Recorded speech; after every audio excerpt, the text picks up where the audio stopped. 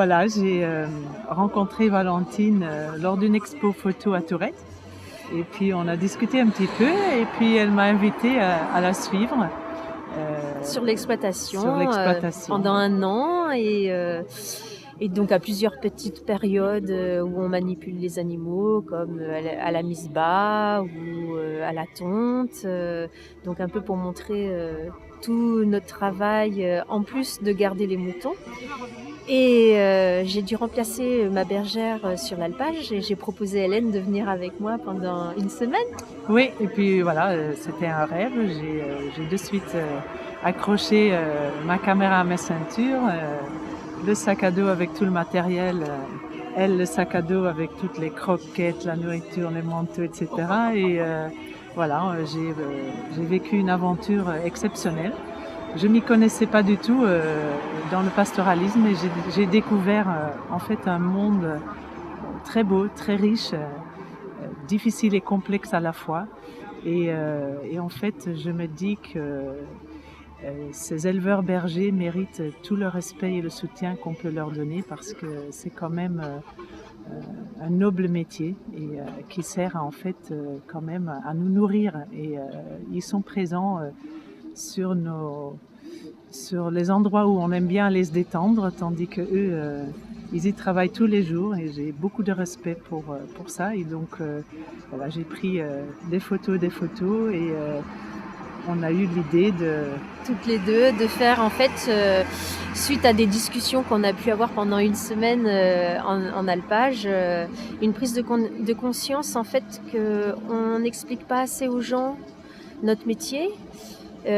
Parfois il y a des problèmes avec les patous, donc du coup on s'est dit voilà, on a un support, les photos, on va travailler peut-être comment sensibiliser, on a fait des petits textes et du coup on explique ce que c'est que le pastoralisme, bien sûr succinctement, mais c'est au plutôt moins un témoignage. c'est un témoignage. Voilà. Et c'est pour sensibiliser les gens en fait à notre univers.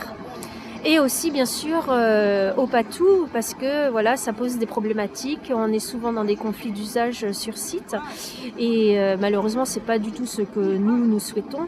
Mais l'affluence de la population qui par le sport ou par la détente viennent sur les espaces où nous travaillons, parfois on est vraiment en conflit.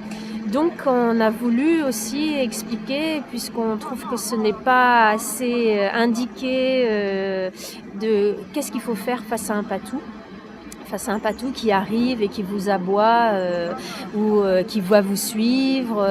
Voilà, les gens sont terrorisés, ils ne savent pas comment agir. Et donc voilà, on a géré avec l'exposition un petit peu toute cette explication.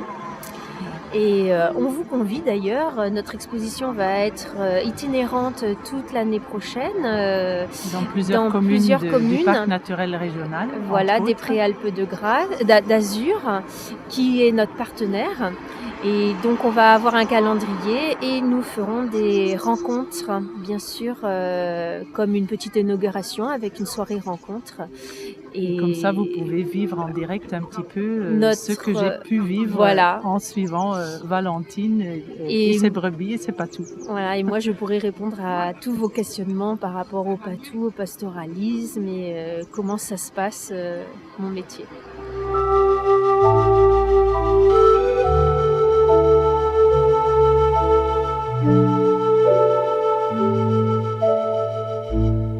En fait, j'ai pu vivre le quotidien de Valentine et toute l'angoisse en fait du prédateur, mais au quotidien, tous les jours.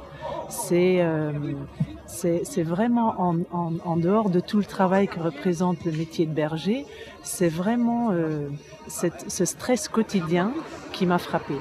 Et en dehors de ce stress quotidien, voilà, il se rajoute aussi un peu le stress du randonneur, du sportif, etc., qui peut rencontrer les patous et qui sait peut-être pas toujours se comporter comme il faut avec ce chien de travail, qui n'est pas un chien de compagnie. Et tout ce stress, c'est quand même pas évident pour gérer en dehors de tout le travail que représente d'être éleveur berger. En fait, on gère des imprévus tout le temps. Donc, il faut être vraiment très attentif et très réactif. D'ailleurs, Hélène, tu as passé dans cette semaine avec moi en alpage et tu as vécu une attaque en direct. Donc, tu as vraiment bien compris vraiment l'anticipation qu'il faut avoir. Et c'est dans leur trip, en fait, ce troupeau, c'est leur vie. Ils l'ont constitué pendant 10-20 ans. Ils gardent les meilleures brebis, etc. C'est comme leurs enfants, en fait. Et quand le loup est arrivé, on venait d'arriver en haut, on était un peu fatigués. Et là, elle a eu une adrénaline, elle a couru vers le troupeau, sifflé pour qu'il se rassemble. Et en fait, je me dis, mais d'où est-ce qu'elle sort cette énergie encore?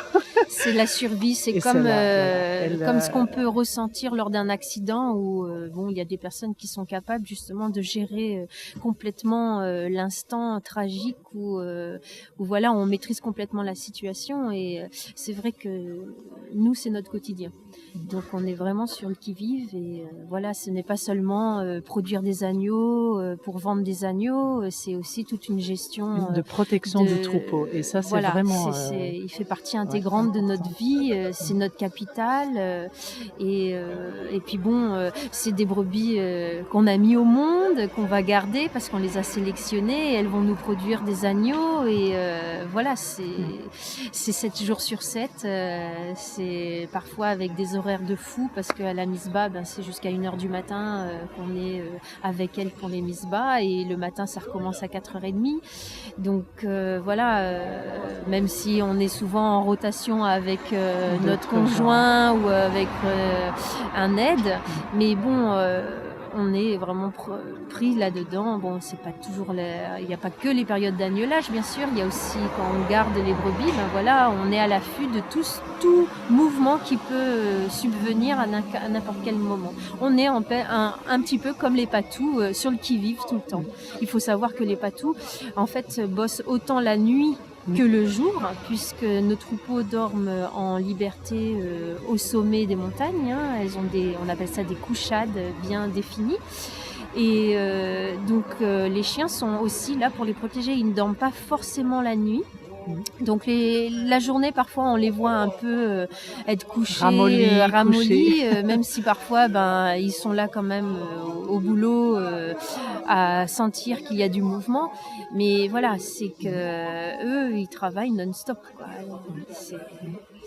C'est un métier extrêmement passionnant et intéressant. En fait, ce n'est pas un métier, c'est une passion. Merci beaucoup.